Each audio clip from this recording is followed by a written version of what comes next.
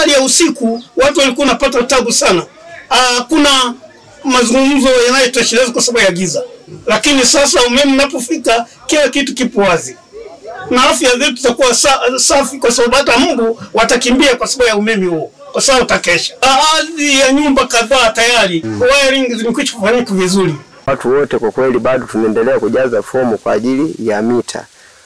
Na hata hivi nyumbangu hii nimeshafanya wiring chumba kimoja kutokana na uwezo wangu niliyekuwa nao, na pia bado tunaendelea kuhamasisha wengine nao waendelea kuingiza huo umeme. Kwa kweli mimi na washauri ndugu zangu katika vijana kama sisi, ijapo tufanye hata pa kupokelea umeme chumba kimoja sio shida, tukachukua chumba kimoja tukakifanya wiring tupokelee, kwingine huko tufanye taratibu sio shida. Na umeme ule nimefurahi kwa sababu nina wajukuu hapa ambao wanasoma shuleni. Wakirudi toka shuleni inabidi wafike wajifunze masomo ya homework, masomo ya nyumbani.